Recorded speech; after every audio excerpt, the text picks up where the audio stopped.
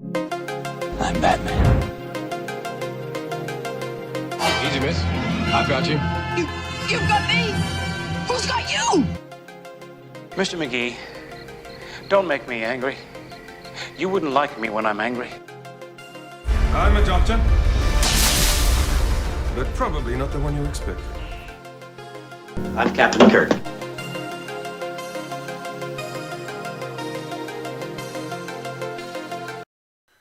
Welcome everyone to the special Geek This Week presentation, and this is my Pensacon 2024 review. Pensacon is just a little under a month in the books. First, I want to apologize for not having this review done sooner. The Saturday after Pensacon, I was attending a wrestling event in Dothan, Alabama, NWA Hard Times, which was a TV taping. And then the following Saturday, I was obligated to family issues, so I wasn't able to get this done. But nevertheless, in this review, I'm going to talk about my 3 days at Pensacon, the fun I had, the issues I ran into, if any, the celebrities I met, much more, the panels I went to. I'm going to go into all of that. So let's get started. I got there at Pensacon around 10:30ish that Friday morning. Got my VIP pass, Mia pass. Took my stuff back into my car, including the Star Wars lamp, the Son of Anarchy shot glass. My VIP T-shirt they didn't have because I put in for the XX, and I guess there was an issue with getting the XX T-shirts. I did get my shirt the next day. So got in line, waited. They let us into the Poseidon Bay 12-ish. That went pretty smooth getting in. Then they formed us in lines of 4 to get us into the base center. That went smooth. The vendors floor was like it was last year. The vendors pushed in off the barrier wall. There's like a big gap between the barrier wall and the end wall of the vendors. And that made the aisles between the vendors tight. So with that being known, I did not even go into the base center Saturday, knowing it was like that. But went around, wandered the vendors floor for a little bit before going up to the second floor, going through the dreaded tunnel to get to the east side, where I got the first of my autographs with Andrew Robinson, aka Garak from Star Trek Deep Space Nine. I talked to Andrew Robinson and asked him if he had any good Michael Westmore stories. In case you didn't know, Michael Westmore was the head of makeup for Star Trek Deep Space Nine, and he was responsible for seeing all the actors who were playing aliens that were made up. Andrew Robinson said he didn't have any real stories to tell because when he got in the makeup chair, he would just zen out and just zone out. But what he did say is that the makeup process to make him into Garak, they streamlined that process and got it down to where it was from 4 hours down to 2 hours as the show went on. Talked about some of my favorite episodes. Told him that my favorite DS9 episode, which could be considered a Garak episode, was from the 6th season in A Pale Moonlight. Also talked about episodes The Wire and Arban Bashir. So the next autograph I got was of the one person that I was so glad she didn't cancel for Pensacon because she was the one I was really looking forward to, and that was Caroline Munro. Caroline Munro, know from a lot of things. She co-starred with David Hasselhoff and Christopher Plummer in the Roger Corman film Star Crash. Also co-starred with Christopher Lee in the Hammer horror film Dracula 1972 AD. Also starred in another Hammer horror film, Captain Kronos, Vampire Hunter. Also starred with Peter Cushing in At Earth's Core. Co-starred with Tom Baker in The Golden Voyage of Sinbad, but probably her most famous role is that of playing the henchwoman Naomi in the James Bond film The Spy Who Loved Me, which starred Roger Moore. Caroline Munro holds a unique distinction of being one of the few actresses who could say she's actually worked with Peter Cushing, Christopher Lee, Vincent Price, Tom Baker, and Roger Moore. Very few actresses could say that. So I went back over to the east side through the dreaded tunnel until I learned a little later on that on the east northeast side of the second floor. You could go out the door, go up the stairs to the third floor, go around the third floor, and come back down to the west side, the second floor, bypassing the tunnel. Sounds like a hassle, but when you're 6'3", it's worth it. Trust me, because that tunnel, you're trying to go from west to east, puts a strain on your neck. Let me tell you. But I went to the west side, and then I got Diane Franklin's autograph. You probably know Diane Franklin from playing one of the princesses in Bill and Ted's Excellent Adventure. Also was in A Last American Virgin. But the movie I know her for and love is her as the foreign exchange student Monique in Better Off Dead. Love that movie. And as she was signing the autograph, she asked me if there was a particular quote from the movie that I would like her to write. And I thought about it. I want my $2. And the reason why that quote sticks with me so much is that my mom, as we were growing up, delivered newspapers for a living, and we had a heck of a time when it was time to go and collect the paper bill for people to pay for their paper subscription, and that line resonated with me. So after getting Diane Franklin's autograph, I then got Anna Laura's autograph. Anna Laura, probably the biggest thing that people know her from a geek point of view, is from where she played Stephanie Brown on DC Gotham Knights, which aired for one season on the CW. Chatted with her for a little bit. Also, a little interesting note, she had mentioned that her boyfriend is Ryan Nemeth, the Hollywood hunk AEW superstar, and brother to current Impact Wrestling superstar Nick Nemeth, formerly known as Dolph Ziggler. So I then went upstairs to the third floor and went over to what they called the Monster Zone wing, and then I got David Naughton's autograph. I had previously met David Naughton, but I wanted to get his autograph again because I love the movie American Werewolf in London, and knowing that he and Griffin Dunn were going to be there, I wanted to get this 8x10 signed by both of them, of each of their characters on an 8x10. So got that, and then I went and got autograph with Joe Dante. Joe Dante, famous director. Probably the two films that he's most famous for are Gremlins and The Howling, which I just love The Howling because I love werewolf movies. So after doing that, I then went into the artist's wing and got David Gerard's autograph on a script of the classic episode he wrote from the Star Trek The Original Series, The Trouble with Tribbles. And I chatted with him for just a little bit, and one of the things I wanted to ask him about is that he also wrote a fourth season episode, The Cloud Minders, co-wrote, and I wanted to ask him what was it like working with Fred Freiberg. Fred Freiberg was the producer of the third season, and he earned the reputation of... Fred Freiberg had earned that reputation because every series he went on to produce within that season was canceled. Of course, with Star Trek, the original series, there was a lot of factors that were beyond his control, but other series he worked on that got canceled after him being the sole producer for that season include $6 Billion Man, Josie and the Pussycats in Outer Space, and Space 1999, which he did the second season. So, but David Gerard said later on in life he was a real nice person and everything, but at that time working with him, he was very aloof and not very approachable. So it was very nice to get to chat with him and talk to him about that. Then I went and got went back upstairs to the second floor east side and got autographs with AEW superstars Sammy Guevara, the Spanish God, and Ty Mello. Talked to them for just a little bit. One of the things I thought was funny is I asked Ty Mello what was it like, doing these hardcore matches. And she's like, it was a little sore and everything afterwards, but she said, I'd rather go through the hardcore matches than go through childbirth again. which was pretty funny. Nevertheless, so I got their autographs.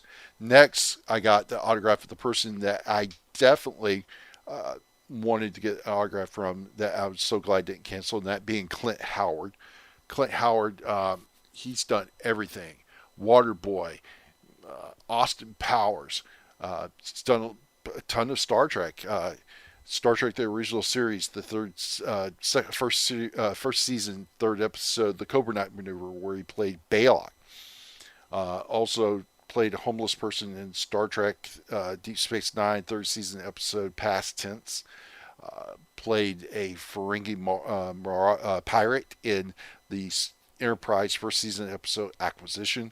Also played an Orion in the Star Trek Discovery season 1 finale, and also played a human doctor in the second season of Star Trek Strange New Worlds.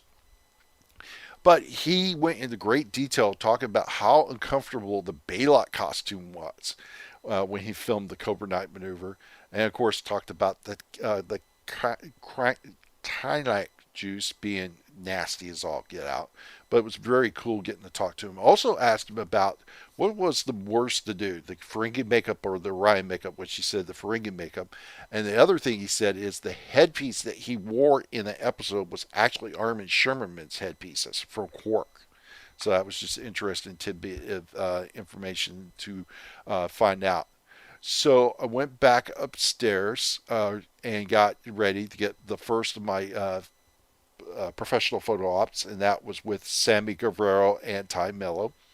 That photo op went really smooth. It was like boom, boom, boom. There was no waiting, no nothing. It went smooth. So that got done pretty quickly. That was easy done. Then I went back upstairs. I usually don't do this, but I went back upstairs and I bought 2 pieces of art from Matt Maddox, who you can see here. These paintings are just so wonderful. I just love them. They look so great. They're just pure art. Maddox. They're just great. The one here, the creature from Black Lagoon, is what caught my eye. Originally, I passed it by, and then I was like, "Oh no, I gotta have that. I love it. It's beautiful. It's beautiful." Where he's standing there holding Julie Adams' character, and I bought that, and then decided, you know what? I'm going to buy the cover piece from the movie The Vampire Lovers. That is the exact painting portrait that is on the front cover sleeve for that movie, the collector's edition of that movie on Blu-ray from Shot Factory. It's beautiful, beautiful, beautiful. So I bought both of those, got them both autographed by Mark Maddox. And what he told me about the creature from the Black Lagoon print is from a water-based oil painting that he was commissioned to do, and that he lived near Wacala Springs, Florida, where they filmed the outdoor scenes for Creature from Black Lagoon and got water from there and used it in that painting, which I think is amazing. So went back upstairs, and I was under budget, so I was able to get Morgan Fairchild's autograph. So I got her autograph. I didn't chat that much with her. Just I got her autograph, told her thank you and stuff, because it was just an extra autograph. So went back upstairs to the 3rd floor and got the last of my photo ops for Pensacon 2024, and that was with David Naughton and Griffin Dunn. I did go back upstairs and get Griffin Dunn's autograph twice, one on the 8x10 of him and David Naughton, and then one by himself, and chatted with him. Also talked about the movie that he did with Michael Keaton, Johnny Dangerously, and told him how much we loved that movie as kids, and the one line in that movie that we got in trouble for repeating. And he asked me what line that was, and it was the line that Joe Piscopo says in the movie, where his character parks the vehicle in a handicap spot, and his henchman tells him he can't park there, it's handicapped. And he says, "I am handicapped. I'm psychotic." We said that line to our mother one time, and that got us in a lot of trouble. So But anyway, the last group photo op that I did was with David Naughton and Griffin Dunn, and that went really quick. So after all that, I took my stuff back to my car and walked down to the Atlas Oyster House to eat, thinking they were doing Star Trek theme down there, and got there. Weren't doing Star Trek theme. Sit me in a booth that was in the back corner, and I wound up getting mediocre service the whole night. And I was not very happy with the service. Food was great. Service was very mediocre. It was just not very good. So that was Friday. So Saturday, I got to the Bay Center around 9. Went across the street to the Waffle House and ate. And then I went straight down to the church where they were holding all the panels. And the first one I did was at 11 at what was called the Right Place Grand Hall. That was the Diane Franklin panel that I did first. And then after that panel, I went to the Wesley Abbey Theater and did the American Werewolf in London panel at 12. After that panel, I went and did the Mark Shepard panel in the Henry Roberts Activity Center. And the interesting thing about that is we're standing in line waiting outside in the VIP line now to go in for the Mark Shepard panel. And we get in, they start letting us in, the panel's already started. So when I post that panel, it's going to seem like, oh, you got there late, you're starting to record it in progress. No, it's because they let us in and the panel had already started. Supposedly what was I heard is when they bring him up on the stage, they don't wait. He goes right into it. He don't wait. So after that panel, I went and ate at that. They were serving food in a little cafe right in front of the what was called the Right Place Grant Hall, and it was okay. The thing that kind of irritated me just a tad was they said, oh, credit, blah blah blah, and then when I go to pay credit, they're like, oh well, you got to do this. I'm like, so I wound up paying cash, which I really didn't want to do, but I was hungry, so nevertheless. So at 3, I went to the Henry Roberts Activity Center and did the Clint Howard panel. Then I went back to the Right Place Grant Hall for the Joe Dante panel and did that. Originally at 5 was supposed to have been the Ann Laura panel, but that was canceled. And then they were at 7 were going to do a Ron Perlman panel, but that was canceled out too. So at that point, I went and ate lunch, and I went to this place called Papa Pizza that everybody was bragging about and everything. And this is probably where I'm going to get some heat, and that's fine. I'm just telling you my point of view. Okay, this was my experience. I got there, I sat down in a booth, waited for somebody to bring me a menu. Finally get a menu. I'm looking at it and I decide what I want. I'm waiting. I'm finally looking over where they do the pizza preps where they can see everybody. I'm like, and the woman acts like she's pissed because she has to come over there and take my order. And then on top of that, I'm eating my pizza and a guy comes, oh, you need a box for it to go? He sees I'm still eating.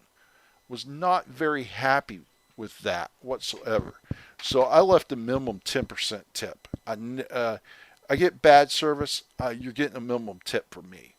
And it was poor quality service. I mean, I don't know what it was. And this is the funniest thing.